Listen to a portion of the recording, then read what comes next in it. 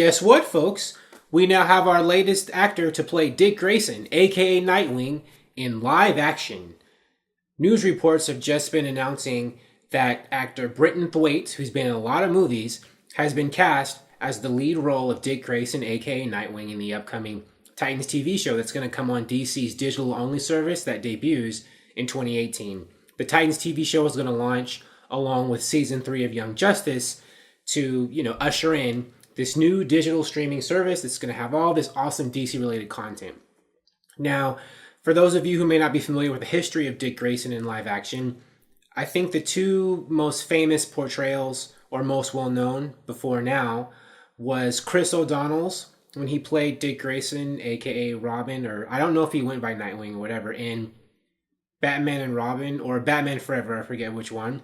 And before that, there was Burt Ward in the old 1960s Adam West TV show, but he was just Robin back then. Dick Grayson didn't become Nightwing in the comics until the 80s, so in the 60s, Burt Ward would have only been playing Robin anyway. But anyways, now it's Brenton Thwaites' turn to play the most famous sidekick in comics. And I think it's very interesting. He's 28, and his casting, now that he has the role, I have an idea about what kind of show Titans is going to be. Originally, when they announced the first person to be cast, Tegan Croft to play Raven, I thought that the show might be geared towards little kids because she's 13, the actress, and she's playing a character traditionally who's usually portrayed as much older than that. And so I thought if the casting directors are going purposely with an actress so much younger than Raven is, commonly portrayed as, that they wanted to, make a conscious choice to make the show kid-friendly. But then they cast, Anna Diop as Starfire, and she's 29. And now they cast a 28-year-old actor to play Nightwing. So that makes me think, since most of the majority of the actors are grown people, that they're not going to make this like a kids type of show. It's going to be a traditional action show. Or maybe even more adult than that, because having little kids on a show, that never stops Stranger Things, right? Stranger Things is not a kid's show at all. It, I think, is much more mature in its sensibilities. So having a little kid on a show doesn't mean that it's just going to be for little kids. I think this one is going to be a traditional action show. I'll talk about that later, the possibility that it might be something else besides that.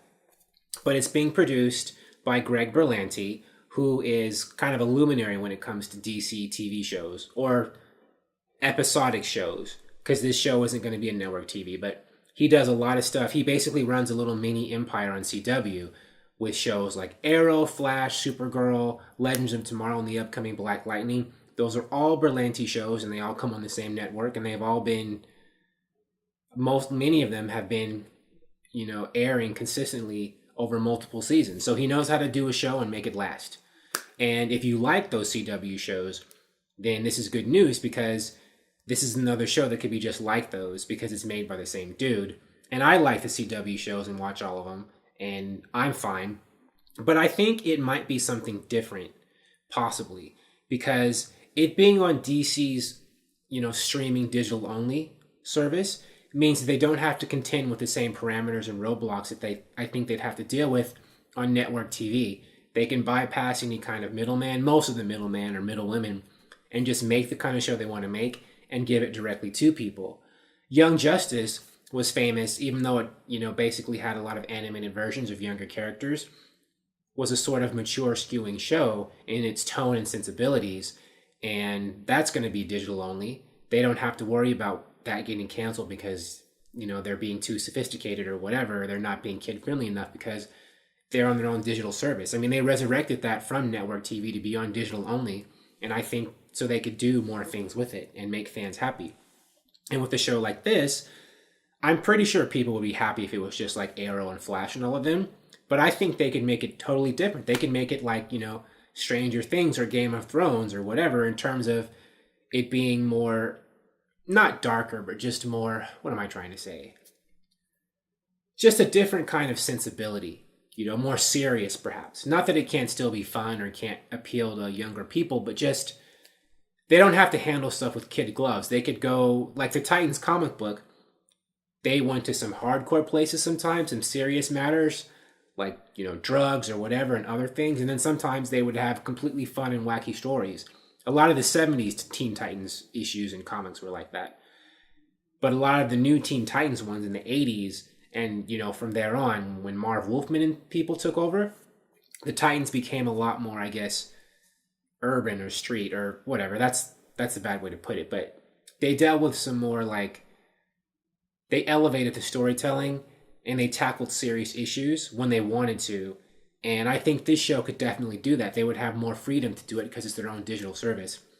And also, as many of you know, in the comics, Starfire and Dick Grayson Nightwing had a very famous, torrid, romance in the comics. And I'm wondering if they're going to revisit that in the show. They don't have to be very salacious or exploitative about it, but they could at least acknowledge the fact that these two people are together and create one of comics' most famous romances in live action, which could be a boon to the show if they handle it right. And with an existence of Nightwing in a TV or cinematic or streaming universe, that means there has to be a Batman, right?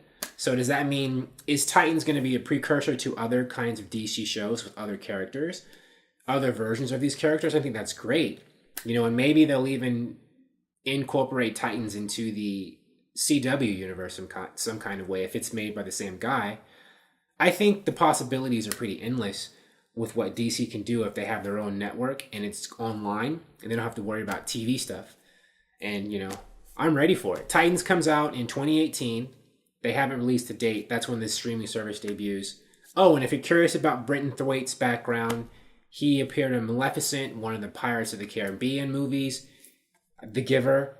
He's had a steady, flow of work over the years. He's not hugely famous, but he's one of those actors who works a lot, and he's pretty young. Well, relatively young. So he's been doing a lot of stuff, popping up here and there, and you've probably seen him somewhere before if you're someone who likes sci-fi and fantasy entertainment, because a lot of his roles have been in that genre. And I'm pretty excited. Bring on the Titans. Let's do it. If you'd like to watch me make more videos about DC movies and TV shows and comics, please subscribe. Thank you for watching and talk to you soon. Bye.